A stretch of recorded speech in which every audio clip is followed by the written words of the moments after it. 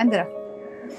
जुग जुग जियो, खुश रहो, प्रसन्न रहो, तुम दोनों की जोड़ी सदा बनी रहे। अरे इनकी जोड़ी तो साक्षी के लिए बनी है, इसके बिना तो ये दोनों ही अधूरे हैं।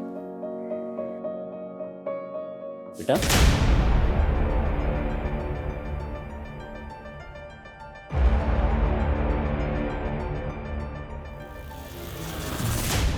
वैसे साक्षी, जब हम छोटे थे ना तो हमारी माँ भी हमें छोड़कर चली गई थी।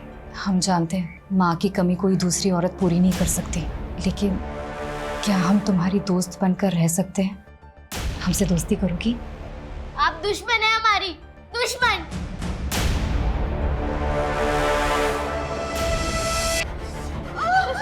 प्लीज सब ठीक हो जाएगा, प्लीज वो भी जल्दी आ जाएगी।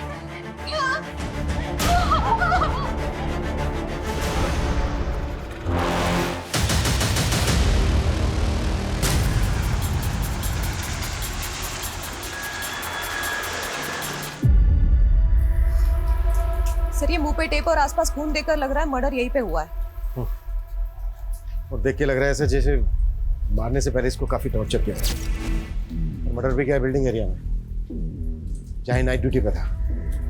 सर मैंने बिल्डिंग सेक्रेटरी के साथ यहाँ के सारे सीसीटीवी फुटेज चेक किए हैं। बिल्डिंग का ये पोर्शन सीसीटीवी रेंज में आता ही नहीं है। कार्ड को मार के किसी रेजिडेंट के फ्लैट में कांड तो नहीं कर दिया किलर ने? सर इस वक्त तो ज्यादातर लोग सो रहे हैं, पता नहीं चल पा रहा है कि आखिर यहाँ पर हुआ क्या है। पता तो करना पड़ेगा ना राहुल कि कार्ड को मार के किलर क्या करने वाला था। सर यही पास में एमजे रोड पे एक मर्डर हुआ है। व्हाट? एक और मर्डर? बधाई हो, बेटी हुई है। और बच्ची की माँ कैसी है? माँ और बेटी दोनों ठीक हैं, पर बच्चे के पिता कहाँ हैं? कुछ फॉर्मेलिटीज पूरी करनी है। सिस्टर हम भी बस उन्हीं का इंतजार कर रहे हैं, पता नहीं कहीं फंस गए होंगे, आ जाएंगे अब। वहां सोसाइटी के गेट पे मर्डर हुआ और यहाँ रोड के ऊपर खुलेआम। सर दोनों एरिया में 3 किलोमीटर का डिस्टेंस है, लगता है सर दोनों का मर्डर एक ही है। हेलो पापा, आज तो आपने हमें दिखाई दिया, आपको तो कुछ हमारी पड़ी ही नहीं है। इस वक्त में भी आप हमारे साथ नहीं हो। एक मिनट, मेरी बात सुनिए। मैं इंस्पेक्टर हेमंत माथुर बोल रहा हूँ। इंस्पेक्टर? पर ये तो मेरे पापा का नंबर, मेरे पापा का है। बेटा आप कहाँ रहते हो? आपका एड्रेस क्या है? हम वहाँ के बात करते हैं। हम तो अभी हॉस्पिटल में हैं। कौन सा हॉस्पिटल?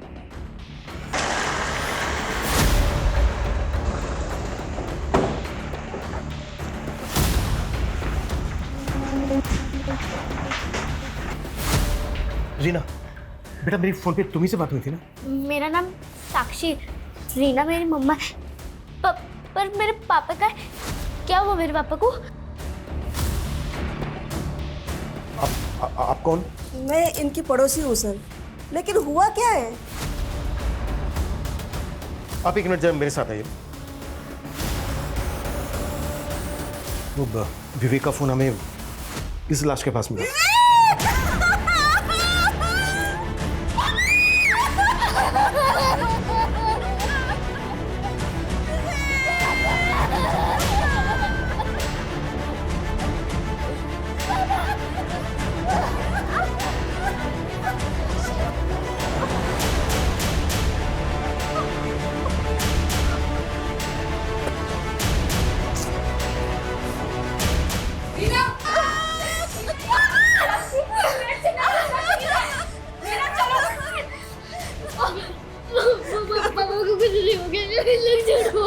क्या हो विवेक जी? कैसे बताए तुझे?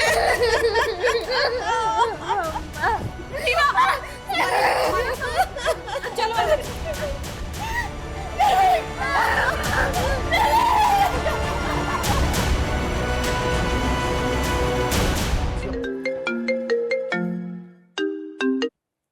हाँ राहुल। सर इस सोसाइटी के हर घर में पता किया हमने, लेकिन यहाँ पर कहीं भी लूटपाट की कोई वारदात नहीं हुई है। तो इसका मतलब यह है कि किलर सिर्फ सिक्योरिटी गार्ड के कत्ल के इरादे से ही आया। फिलहाल तो ऐसे ही लग रहा है सर। तो आगे बढ़ो राहुल, कोई क्लू मिला कि किलर कौन है? सर हम पता लगाने की कोशिश कर रहे हैं, यहाँ पर हर चुस्ती दिखाओ, जितना जल्दी हो सकता है पता करो और सबको बोलो कि ड्यूटी बदलने का वेट ना करें। जो जिस काम को कर रहा है उसी काम को पूरा करेगा। एक रात में 2-2 मर्डर में कोई ढिलाई नहीं चाहिए मुझे। ओके? Right sir. सर विवेक की वाइफ से बात की मैंने, वो सिक्योरिटी गार्ड विवेक का दूर का चाचा लगता था। व्हाट? और दोनों मर्डर्स की मॉडस ऑपरेंडी सेम है, तो क्या ये दोनों मर्डर्स कनेक्टेड है एक दूसरे से? जीना ने कुछ और बताया? सर मैं बात कर ही रही थी कि उसका बच्चा रोने लगा तो वो उसे फीड कर रही है। एक माँ के लिए कितना मुश्किल वक्त है जब उसे खुद दिलासा की जरूरत है, उसे अपने बच्चे को चुप कराना पड़ रहा है।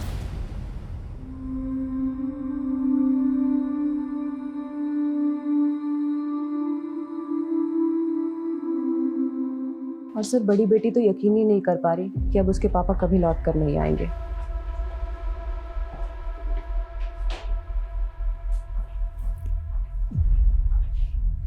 इस वक्त हमें रीना से बात करने की कोशिश करनी चाहिए।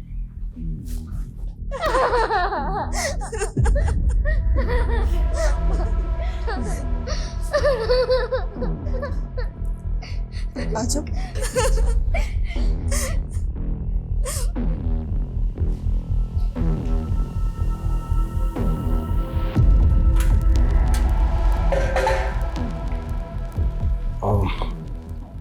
रीना, मैं समझ सकता हूं ये सही वक्त नहीं है आपसे बात करने का, पर हमारे कुछ सवाल हैं जिनका जवाब हमें जल्द से जल्द चाहिए। अच्छा, कौन कर सकता है ऐसा जिसने आपके पति विवेक और चाचा विश्वनाथ को इतनी बेरहमी से मार डाला? किसी पे शक है आपको? हाँ, मेरा भाई और मेरा बाप, उन लोगों को हमारी खुशियां कभी रास नहीं आई थी। एक बेटी का बाप हो गया, मेरी बहन बेटी होने डालेगा, खोपड़ा फोड़ दूंगा तुम लोगों का। तुम्हारी हिम्मत कैसे हुई इसे मारने की? हम विवेक जी से शादी करेंगे, हमें आप रोक नहीं पाओगे। चुप! एक शर्म, इस आदमी ने अंधा कर दिया है तुझे, इसके लिए अपने बाप को आंखें दिखा रही तू। कौन सा बाप और कौन सा भाई? जो हमारी माँ के नहीं हुए वो हमारे क्या होंगे? मैं और मेरी माँ, हम दूसरों के घरों में काम करके घर चलाते थे, तब उनकी शान पे कोई दाग नहीं लगा। लेकिन जब मैंने अपनी मर्जी से शादी की तो बर्दाश्त नहीं हुआ उनसे, उन्होंने ही मारा है विवेक जी को और चाचा जी को। सर अब उन्हें छोड़ना मत सर उन्हें।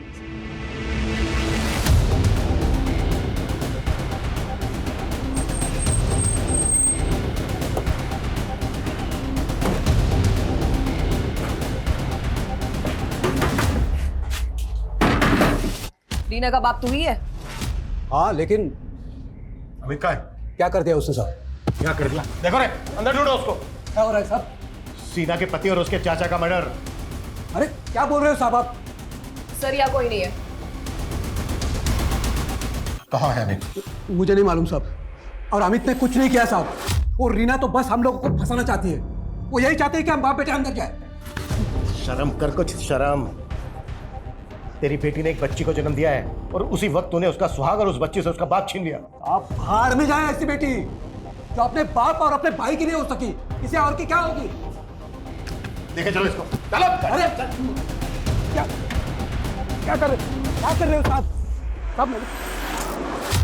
हमने बोला था अपने पति से कि इन सब पचड़ों में ना पड़े, पर उस विवेक का घर बसाने के चक्कर में उन लोगों से दुश्मनी मोड़ ली। तो आपको भी लगता है कि अमित और उसके बाप ने आपके पति और विवेक को मारा? हाँ, वो लोग कुछ भी कर सकते हैं। लेकिन क्या? कल शाम विश्वनाथ जी जब ड्यूटी पे जा रहे थे। चाचा, हमारे पैसे कुछ सोचे? हमारा पैसा दिलवा दो, वरना तुम्हारे लिए हमसे बुरा कोई होगा नहीं, बता रहे हैं तुम्हें। आराम से घर में बैठ के बात। आराम से बात करें तो तमाशा क्या है? तो पैसे डुबा दिए, ऊपर से आराम से बात करें। तुम्हारे और उस विवेक के बहकावे में आके पैसे हमने लगाए थे, तुम दोनों की वजह से हमारा पैसा डूबा है और तुम्हें देना पड़ेगा बस। अरे पैसा मेरा और विवेक का भी डूबा है। हाँ तो मैं क्या करूँ? अरे तो फायदा भी तो मैं किसी को जानता था। और छोड़ूंगा तुझे, बता रहा हूँ मैं। कौन था वो आदमी, कुछ मालूम है आपको? वो तो मालूम नहीं, लेकिन हमारे पति का भी बहुत पैसा डूबा था इसमें, और वो भी विवेक के कहने पे लगाए थे। विवेक के कहने पे? ये विवेक ने कहाँ पैसा लगवाया था उनसे? अब रीना से ही पूछिए, उसे सब पता होगा।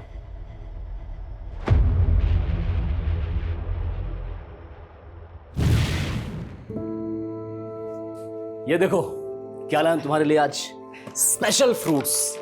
हाँ, इसे कहते हैं ड्रैगन फ्रूट। ये है और ये है कीवी, देखो, और ये एप्पल। इन्हें खाओ और एप्पल जैसा ही खूबसूरत हष्ट पुष्ट बेटा दो हुई। लेकिन इतने महंगे फल लाने की क्या जरूरत थी? पहले से डिलीवरी का खर्चा सर पे है। ये सब देख लूंगा मैं, तुम बस ये समझ लो कि हमारी लॉटरी लगने वाली है। तुम फिर से लॉटरी के चक्करों में तो नहीं पड़ गए? अरे सब कुछ नहीं है। अरे वाह, फ्रूट्स हम माँ के लिए काट देते हैं। अरे वाह, क्या बात है, गुड गुड। देखो कितना ख्याल रखती है तुम्हारा। अच्छा, मुझे लगा नहीं था कि इतनी जल्दी तुमसे घुल मिल जाएगी।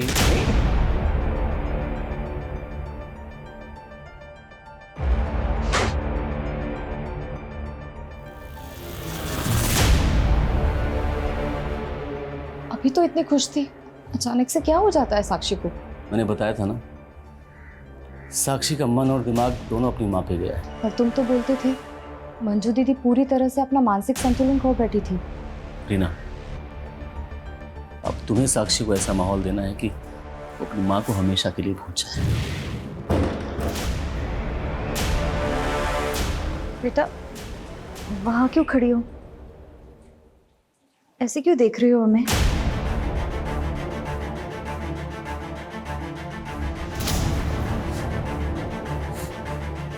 पहले मेरी माँ मर गई और अब मेरे पापा।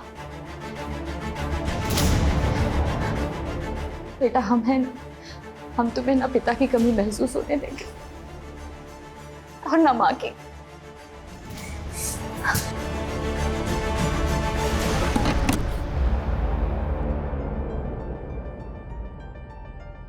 रीना, हमें तुमसे कुछ बात करनी है। चलो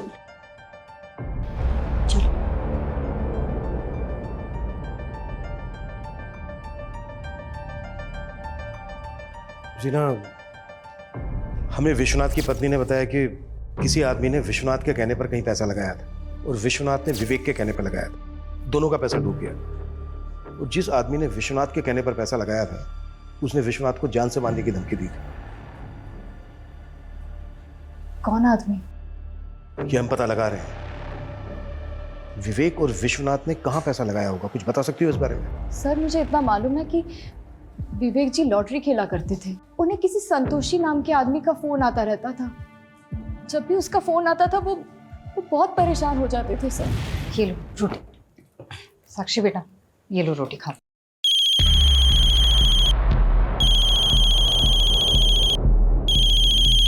कौन है ये? हमने कई बार देखा है। तुम्हें जब भी इसका फोन आता है तुम फोन काट देते हो। एक फ्रेंड का फोन है वो। अरे मैंने उसे पैसे लिए थे ना, तो वही वापस करना है, तो बार बार कॉल कर रहा है ऐसे।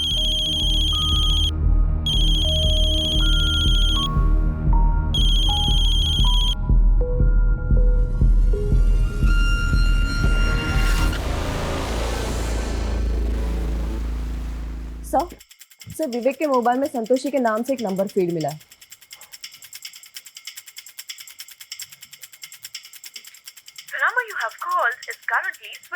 बंद आ रहा है, पता करो ये नंबर किसके नाम पे रजिस्टर्ड।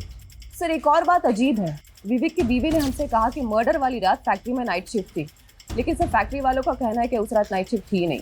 उसकी फैक्ट्री है सुखदेव नगर में, जबकि उसकी लाश मिली थी हमें एमजी रोड पर। हाँ राहुल बोलो। सर, कल रात सिर्फ 2 ही मर्डर नहीं हुए थे, राजनगर में भी एक तीसरा मर्डर हुआ था। व्हाट? तीसरा मर्डर? हाँ सर, राजनगर पुलिस से अभी अपडेट मिली है, मैं उन्हीं से मिलने जा रहा हूँ सर। सर, उनके मुताबिक ये मर्डर कल रात 3 बजे के आसपास हुआ था और जिसका मर्डर हुआ वो भी एक सिक्योरिटी गार्ड था सर। ये कल रात राजनगर की एक शॉप के बाहर नाइट ड्यूटी पर था। सर, ये उसी जगह का सीसीटीवी फुटेज है जहाँ पर तीसरा मर्डर हुआ। सर, इस किलर का फेस कवर है इसलिए इसका चेहरा ठीक से दिख नहीं पा रहा है। इस सिक्योरिटी गार्ड का नाम मनोज है और ये सिक्योर सिक्योरिटीज का गार्ड था। एक मिनट, कौन सी बताई, क्या नाम बताया? Secure securities. Secure securities. ये विश्वनाथ भी इसी एजेंसी का गार्ड था ना? राइट सर, और विश्वनाथ की बीवी ने भी इसे आइडेंटिफाई किया है। सर, ये वही आदमी है जिसका कल शाम विश्वनाथ से झगड़ा हुआ था। पिछले 16 घंटों में 3 मर्डर हो चुके हैं, वो भी एक ही तरह की मोडस ऑपरेंडी से। कि किलर हमारे इलाके में 2 मर्डर करके तीसरा मर्डर राजनगर में करने चला गया। ये किसी दूसरे इलाके में भी तो ऐसा कर सकता है।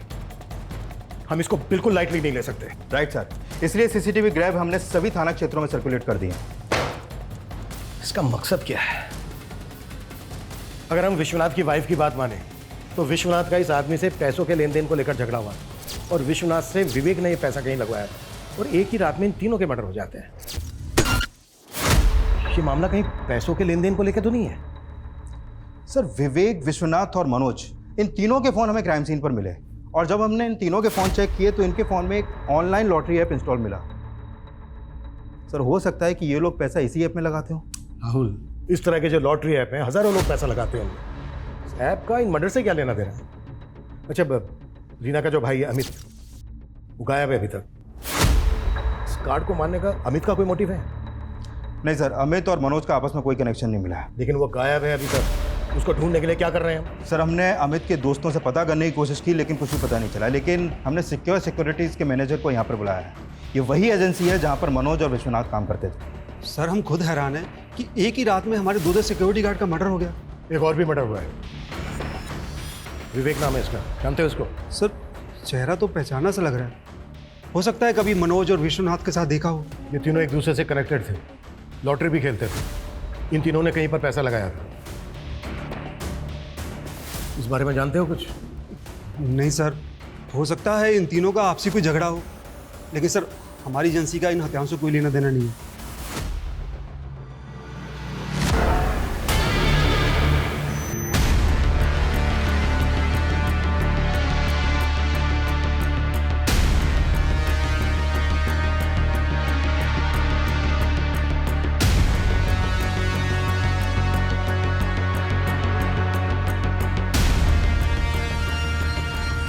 सर, ये संतोषी के कॉल डिटेल्स आ गए, लेकिन सर ये आदमी नहीं, ये एक औरत है।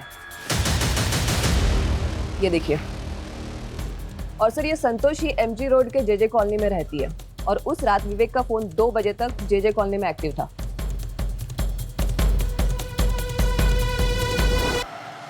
नहीं, विवेक जी हमारे साथ नहीं थे कल।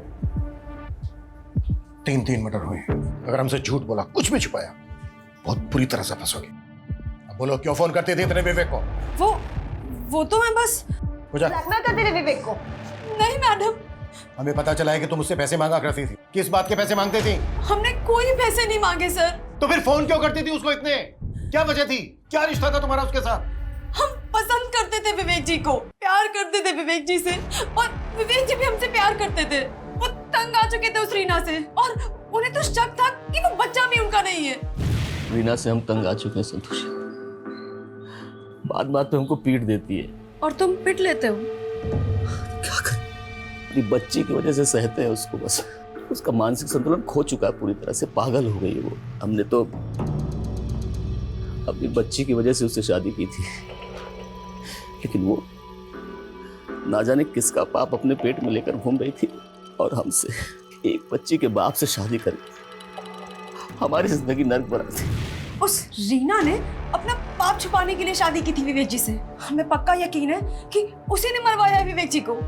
विवेक के साथ 2 सिक्योरिटी गार्ड का भी मर्डर हुआ और उनमें से एक विवेक का चाचा था। विवेक जी ने अपने चाचा को भी सब कुछ बता दिया होगा। लेकिन मर्डर वाली रात विवेक का फोन यहीं पर एक्टिव था और उसकी लाश भी यहाँ से कुछ ही दूर एमजी रोड पर मिली हमें। तुम्हें क्या लगता है तुम्हारी बातों में आ जाएंगे हम मानते हैं विवेक जी यहाँ आए थे कल, लेकिन उस रीना का फोन आया था और फोन आते ही विवेक जी निकल गए थे यहाँ से। मुझे पूरा यकीन है सर, उसी ने ये सब किया है और टाइमिंग भी वो चुनी जब उसका बच्चा पैदा हो रहा था, ताकि वो बच जाए और आप लोग हमें परेशान करें। तो तुम्हारे कहने का मतलब है? क्या हुआ संतोषी? तुम कौन? मैं संतोषी, मेरी बहन है।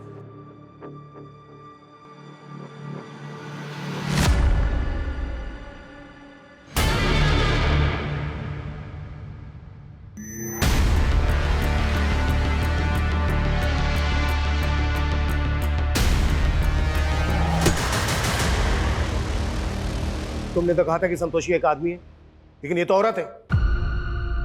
ये औरत संतोषी है? ऐसा लग रहा है जैसे कि तुम जानती हो इसको। सर, हमें इतना मालूम है, ये विवेक जी की किसी दोस्त की बहन है। हम इसको नाम से नहीं जानते सर। लेकिन ये तो जानती होंगी ना कि विवेक का अफेयर चल रहा था इसके साथ। अफेयर? नहीं सर, सर विवेक जी के बारे में इतना बुरा मत बोलिए सर। लेकिन विवेक तो तुम्हारे बारे में बुरा बोलता रहता था। उसने तो कहा कि तुम विवेक के साथ मारपीट करती थी। वो और झूठ बोल रही है सर। उसने तो यहां तक कहा है कि तुम्हारा दिमागी संतुलन ठीक नहीं है, तुम्हें शक करने की बीमारी है, तुम्हें गुस्सा आता है, मारपीट करती हो बात बात पे, यहां तक कि ये बच्चा भी विवेक का नहीं है।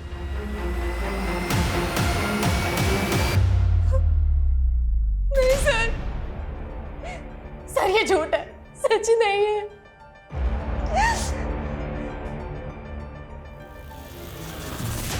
लेकिन हमें समझ में नहीं आ रहा है वो औरत वही सब कुछ क्यों बोल रही है जो विवेक जी हमें बोला करते थे। एक मिनट, तुम्हारे कहने का मतलब क्या है? सर विवेक जी अपनी पहली बीवी मंजू के बारे में भी ऐसा ही बोला करते थे हमें। रीना, मंजू ने मेरा जीना हराम कर रखा है। उसका पागलपन दिन ब दिन बढ़ता ही चला जा रहा है। शक करती है मुझ पे।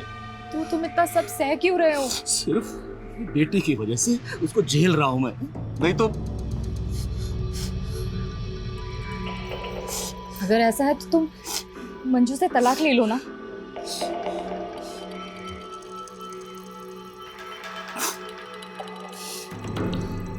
हम यही सोच रहे हैं, जल्दी से जल्दी छुटकारा पाना चाहते हैं उससे, बस।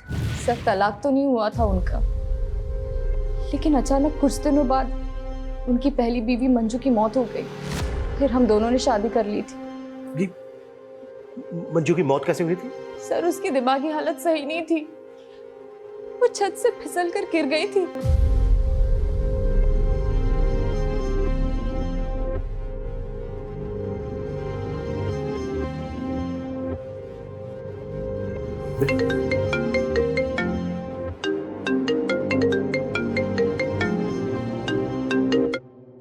हाँ राहुल। सर अभी थोड़ी देर पहले मुकुंद नगर में भी एक सिक्योरिटी गार्ड का मर्डर हुआ है। क्या? और चौंकाने वाली बात यह है कि ये गार्ड भी सिक्योरिटीज में काम करता था। पिछले 24 घंटों में एक ही सिक्योरिटी एजेंसी के 3 गार्ड्स का मर्डर, और साथ में विवेक का भी। हो क्या रहा है ये कोई सीरियल किलर तो नहीं है जो एक के बाद एक मर्डर्स किए जा रहा है? इससे पहले कि और मर्डर्स करें, हमें इसे रोकना होगा। अपना नेटवर्क एक्टिव करो और टीम को बोलो कोई घर नहीं जाएगा, बिल्कुल टाइम नहीं है हमारे पास। साक्षी बेटा, बिल्कुल डरो मत। मैं तुम्हारी पहली मम्मा मंजू के बारे में बात करना चाहती हूँ। नहीं, मेरी मम्मी बहुत अच्छी थी, बहुत अच्छी थी मेरी मम्मी। बहुत अच्छी थी मेरी मम्मी, बहुत अच्छी थी, बहुत अच्छी थी।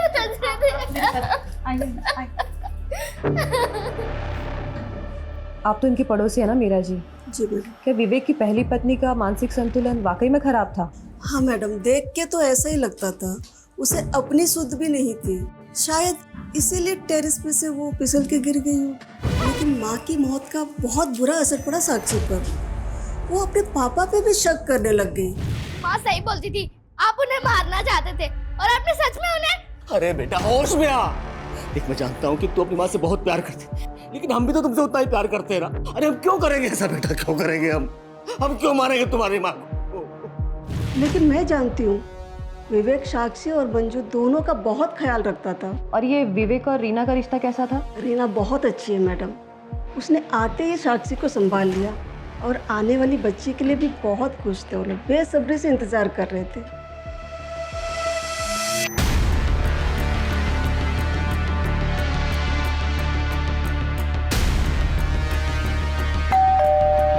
सर ये रीना और संतोषी दोनों ही विवेक के बारे में अटपटा बयान दे रही है।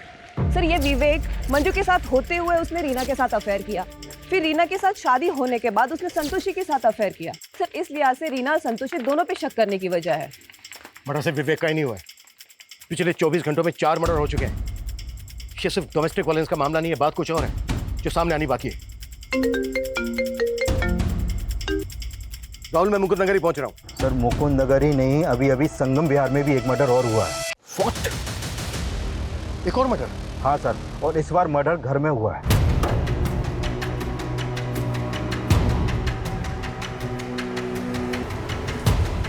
जैन सर।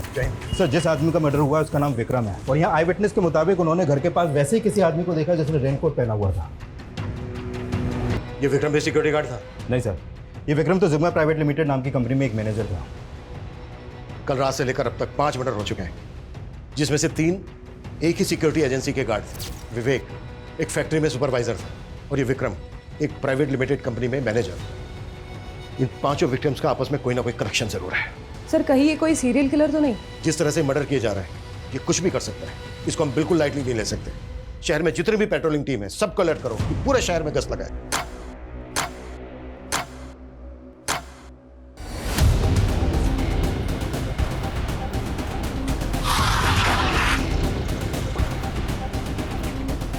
आइए सर, ये देखिए, ये आसपास चेक करो अच्छे से, शायद कुछ मिले। Move sir.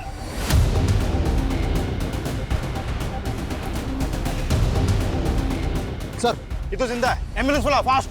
और यहाँ हर जगह अच्छी से चेक करो, कोई भी जगह छूटनी नहीं चाहिए। Move sir. तो कल रात उसने 2 लोगों को टारगेट किया है।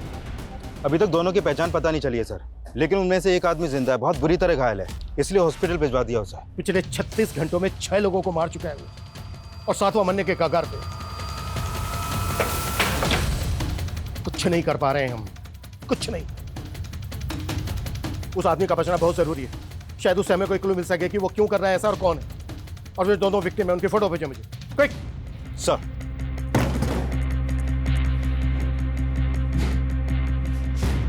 सर मैंने चेक किया था, ये विवेक भी हमारी एजेंसी में सिक्योरिटी गार्ड था। तो ये बात तुमने हमसे पहले क्यों नहीं बताई? सर मैंने अभी चेक किया तो मुझे पता चला, लेकिन 1 साल पहले इसे दूसरी जगह नौकरी मिल गई थी तो हमारी एजेंसी में काम करना बंद कर दिया था इसने। एक और मर्डर हुआ है, छठा। ये इसको भी जान से मारने की कोशिश की गई है। कौन है ये, जानते हो इनको? अब मैं ऐसे कैसे पहचान सकता हूँ, इतने लोग हमारी एजेंसी में काम करते हैं और मुझे तो ये भी समझ में नहीं आ रहा ये सब क्यों हो रहा है।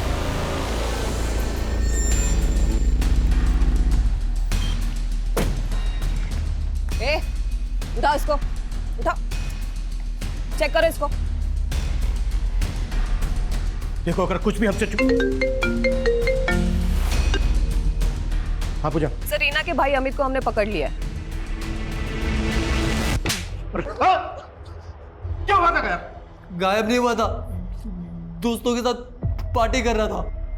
पैर में चोट कैसे लगे? नशे में था तो पैर पे गाड़ी चढ़ गई। नशे में होश खो दिया। इतना नशा किया कि सारे लोगों को मार दिया तूने। मैंने किसी को नहीं मारा, मारना होता तो वो विवेक को मारता ना, बाकी को क्यों मारूंगा। ये सारा कांड है ना रीना का है, वो मुझे फंसा रही है। कर रही है ये, क्या कर रही है ये? अब जानते नहीं उसको, जो अपने भाई की नहीं रही, बाप की नहीं रही, वो किसी और की क्या होगी।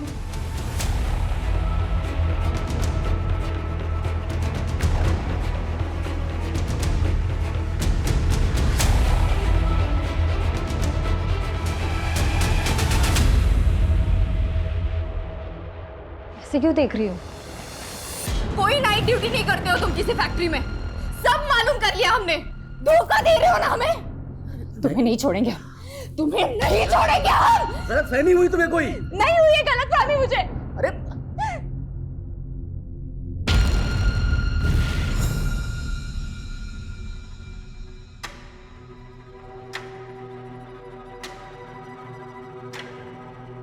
क्या तुमने सच में हमारे पापा को?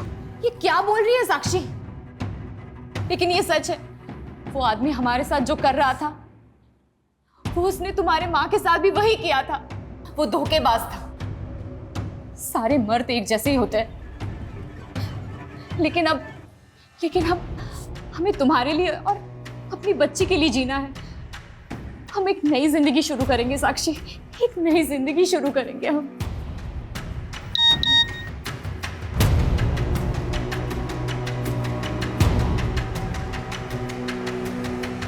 हाँ मुकेश जी, अकाउंट में पैसे आ गए जी।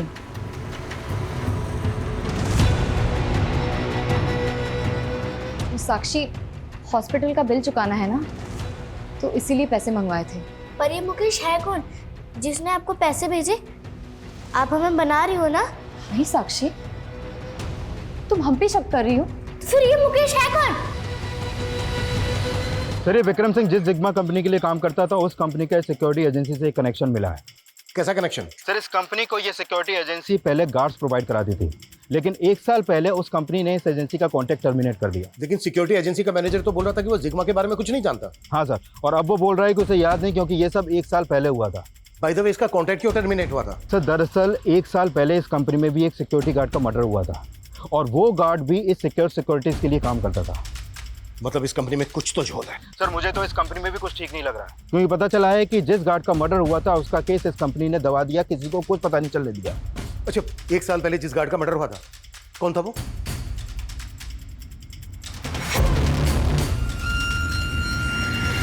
देखो साक्षी, मुकेश जी हमारे भाई जैसे हैं।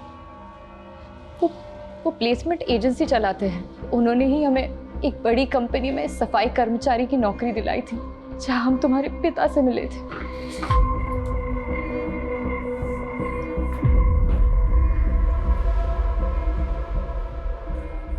चलो बेटा, रीना, तुम इतना कुछ जानते थे रीना, लेकिन तुमने हमसे अब कुछ बताया क्यों नहीं? सर आप क्या बोल रहे हो? अभी तक हमें ठीक से ये पता नहीं चला है कि विवेक और संतोषी का अफेयर चल रहा था। तुम इस बारे में जानते थे या नहीं जानते थे? लेकिन विवेक एक सिक्योरिटी गार्ड था, ये तुम अच्छी तरह से जानते थे, क्योंकि वो उसी कंपनी में सिक्योरिटी गार्ड था, जिग्मा में, जहां पर तुम सफाई कर्मचारी थे। तुम उन सभी गार्ड्स को जानते थे जिनके एक के बाद एक मर्डर्स हुए हैं, क्योंकि वो उसी कंपनी के गार्ड थे। क्यों छुपाया हमसे? क्यों नहीं बताया? सर आपने जो कुछ भी पूछा मैंने बता दिया, लेकिन इस सिग्मा कंपनी के बारे में आप क्या बोल रहे हो? 1 साल पहले ये सुबोध नाम के गार्ड का भी मर्डर हुआ था, ये भी उसी कंपनी में थे, और इसके मर्डर के बाद तुम्हें और बाकी के गार्ड्स को नौकरी से निकाल दिया गया था। क्यों?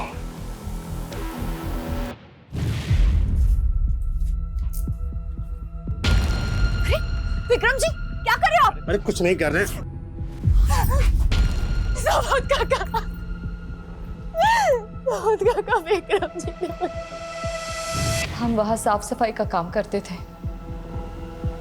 इसलिए कुछ नहीं कह पाए, लेकिन सुबोध काका ने बोला था वो बड़े साहब से उस मैनेजर की शिकायत करेंगे। लेकिन अगले ही दिन सुबोध काका के स्टोर रूम में लाश मिली।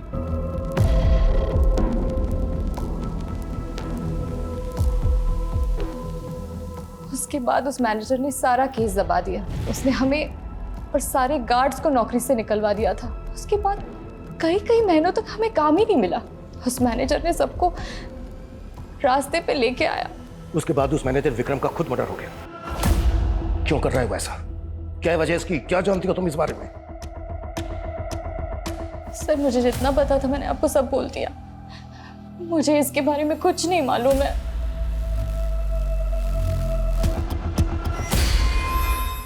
सर सुबोध के अलावा ये सभी गार्ड उस कंपनी में 1 साल पहले काम करते थे। और ये छड़ा विक्टिम विनोद, इसकी लाश रमेश के साथ। सर उस रमेश नाम के लड़के ने ये स्केच बनवाया।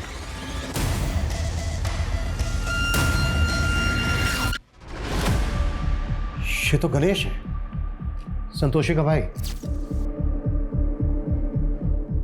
ये भी उस एजेंसी का गार्ड था। हमारे भैया ने किसी को नहीं मारा है सर।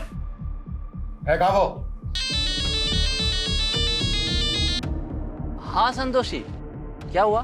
भैया कहाँ है आप अभी? अरे मैं बस स्टैंड पे जा रहा था और ड्यूटी जाने के लिए। भैया भैया गणेश भैया।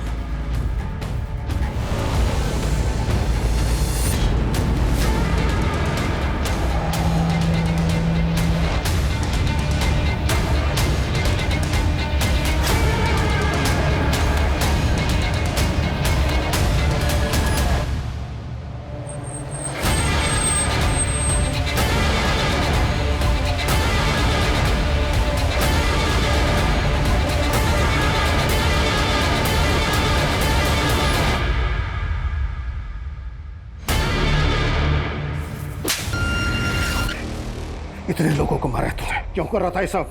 क्यों? क्योंकि आज 10 सितंबर है। 1 साल पहले इसी दिन मेरे पापा का मर्डर हुआ था। तेरे पापा का मर्डर? सुबोध सिंह मेरे पापा थे। उस जिग्मा कंपनी में उनका मर्डर हुआ था। उनके साथ किसी भी काम करने वाले ने उस मैनेजर के खिलाफ मुंह नहीं खोला। इसीलिए मैंने सोच लिया कि आने वाले 48 घंटों के अंदर मेरे पापा की डेथ एनिवर्सरी के दिन मैं उस सबसे बचा लूंगा। विनोद को तू नहीं मारा, फिर उसकी लाश के पास तू मैं बेहोश कैसे मिला? वो विनोद ज्यादा ताकतवर निकला। उस कमीने ने मेरा ही सर खोल दिया। जब आप लोगों ने मेरी जान बचा ली तो मुझे समझ नहीं आया कि मैं क्या करूं। मेरा अगला टारगेट वो गणेश था। सोचा उसका स्केच बनवा दूंगा, फिर उसको मार कर गाड़ दूंगा और आप लोग उसे किलर समझकर ढूंढते रहेंगे। इसकी चीखें मुझे मेरे केबिन में सुनाई देनी चाहिए। सही इंसाफ ना मिलने के कई कारण हो सकते हैं। लोगों की चुप्पी, शातिर मैनिपुलेशन, कमजोर इन्वेस्टिगेशन। लेकिन एक नाइंसाफी का परिणाम कितना घातक हो सकता है, ये पिछले 48 घंटों में हुई वारदातों पे हम जरूर लगा सकते हैं। माना 1 साल पहले security guard Subodh murder case कई रहस्यमयी सवालों के साथ अनसुलझा रह गया था, लेकिन इंसाफ के लिए लड़ाई आवाज उठाकर लड़ी जा सकती है, हथियार उठाकर कभी नहीं। लोगों का खून बहाना एक बुज़दिली है जिसे रमेश जैसे लोग हिम्मत समझ लेते हैं। हमें समाज से ऐसी मानसिकता को हटाना होगा जो अपराध और अपराधी को जन्म देती है। जय हिंद।